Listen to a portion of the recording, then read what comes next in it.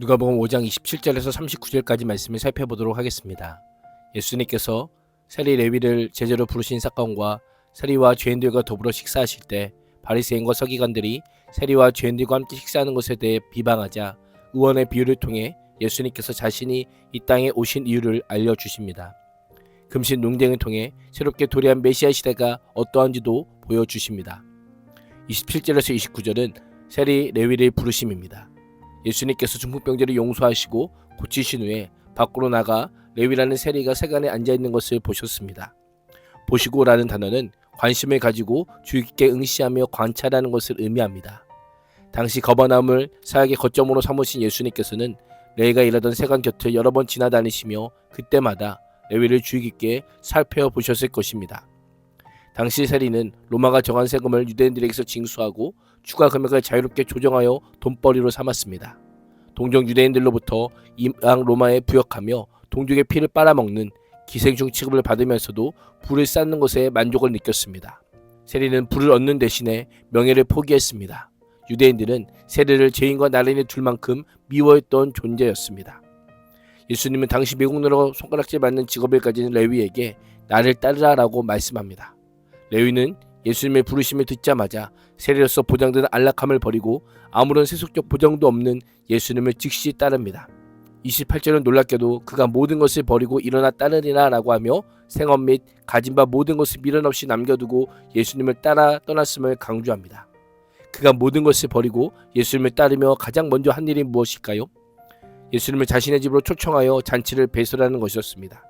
동정 유대인 중 자신을 적대감 없이 따뜻하게 맞이해준 분은 예수님이 처음이었을 것입니다. 그는 예수님의 부르심을 계기로 자신의 부끄러운 직업을 버리고 제자로서의 새로운 삶을 살 수 있게 된 기쁨과 감사를 표현하기 위해 예수님을 초청한 것입니다. 예수님을 위해 베풀어진 큰 잔치에는 많은 세리들과 다른 사람들이 그들과 함께 음식을 먹고 있었습니다. 이들은 예수님이 회당에서 만날 수 없는 자들입니다. 예수님께서 이들과 어울리신 것은 그들을 회개케 하고 하나님 나라 백성으로 부르시는 것이 예수님이 이 땅에 오신 목적이기 때문입니다. 세리와 죄인들과 식탁을 함께하는 것이야말로 예수님께서 가져오신 하나님 나라의 성격을 가장 잘 보여줍니다.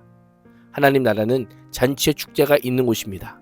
죄인들이 회개하여 돌아온 것이요 신문과 혈통이 아닌 믿음이 가장 중요한 나라입니다. 마태는 그 구원의 기쁨을 혼자서만 누리지 않았습니다. 그 기쁨은 잔치에 참여하는 사람들에게도 전해졌을 것이고 그 잔치 자리는 레위의 기쁨과 예수님의 구원의 복음이 소개되는 복된 자리가 되었을 것입니다.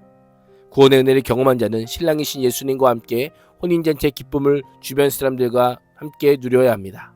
죄인들과 교제하며 그들을 하나님의 은혜의 자리로 안내해야 될 사명이 있습니다. 예수님께로 인도하면 우리 주님께서 전인을 치유하는 의사로서 영육간의 회복의 소망을 반드시 주실 것입니다. 30절에서 32절은 죄인을 위해 오신 예수님입니다. 바리새인들과 서기관들에 의하면 세리들이나 죄인들과의 접촉은 유대인을 부정하게 만드는 것이었습니다. 그 자리에 있던 바리새인과 그들의 서기관들이 너희가 어찌하여 세리와 죄인과 함께 먹고 마시느냐라고 하며 예수님의 제자들을 비방합니다. 죄인이라고 하는 표현에는 부도덕한 이교들뿐 아니라 율법과 전통을 배우지 않고 바리새인들의 엄격한 기준을 지키지 않는 일반 백성들도 포함되어 있습니다. 바리새인들은 이 사람을 악하고 하나님의 뜻에 위배되는 사람들이라고 생각했던 것입니다.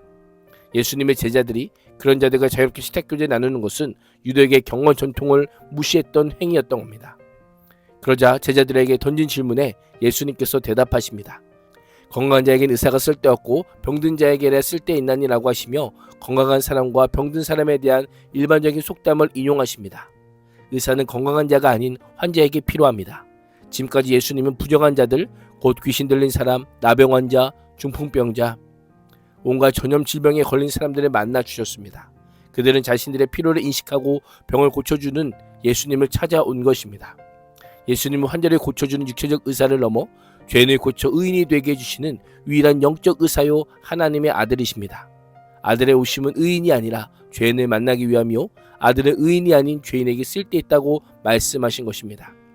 예수님께서는 오랜 세월 율법과 전통으로 자칫 의롭다고 자부했던 그들 자신이 진정한 죄인임을 지적하십니다. 외면은 화려하지만 내면은 부패하고 썩었음에도 건강하다고 여기는 그들이 진정한 환자임을 고발하고 계신 것입니다. 예수님은 내가 의인을 부르러 온 것이 아니요 죄인을 불러 회개시키러 왔노라라고 선언합니다. 그래서 예수님께서는 자신의 사명을 인자에 온 것은 잃어버린 자를 찾아 구원하려 함이라라고 말씀하셨던 것입니다. 33절에 39절은 금식 논쟁입니다. 죄사함의 문제에 이어 음식 결례 문제까지 논쟁에 참패한 종교 지도자들은 논쟁의 주제를 금식 문제로 전환합니다. 그들은 세례요한의 제자들과 바리새파 사람들의 제자들도 모두 금식과 기도를 하는데 당신의 제자들은 세리와 죄인들과 항상 함께 먹고 마십니다라고 하며 트집을 잡습니다. 그들의 눈에는 예수님과 제자들은 죄인들과 먹고 마시는 경공과는 거리가 먼 행보를 보이며 유대에게 전통과 경건신앙을 무시했던 것으로 보였습니다. 예수님께서는 혼인잔치라는 금식과 반대되는 상황의 비유를 들어 대답하십니다. 혼인집 손님들이 신랑과 함께하는 날에는 금식하는 법이 없다는 것입니다. 혼인날은 잔치날이요 슬픔이 아니라 기쁨이, 금식이 아니라 잔치가 베풀어지는 날입니다. 주인공이 신랑이 베푸는 잔치를 마음껏 즐기며 축복하는 생명의 자리입니다. 유대인들이 그토록 기다리던 메시아인 하나님의 아들과 만남의 자리를 예수님은 혼인잔치로 표현하며 신랑과 함께한 제자들은 금식할 수 없음을 선언합니다. 중요한 건 그 혼인잔치에 초대받은 대상이 세리들과 죄인들이라는 점입니다. 자칭 의인이며 건강한 자라 여기는 자들은 오히려 초대받지 못합니다. 예수님의 오심으로 시작된 새 시대는 금식의 시대가 아니라 혼인잔치의 시대요, 율법이 아닌 은혜의 시대요, 성령의 시대입니다. 새 마음과 새 가치관이 요구되는 시대입니다. 새 옷 조각을 헌옷에 붙이지 않고 새 포도주를 낡은 부대에 담지 않는 것과 같다라고 말씀합니다. 종교 지도자들은 낡은 것을 위해 새 것을 희생시키고 옛 전통을 수호하여 새 질서를 파괴함을 지적하며 낡아빠진 성전 유대교는 예수님께서 가져오신 새 시대의 하나님 나라를 더 이상 담아낼 수 없음을 선포합니다. 옛 시대에 속한 바리새인과 서기관들이지만 지금 예수님과 함께 잔치찬에 참여하는 자들은 새 시대를 맛보고 있습니다.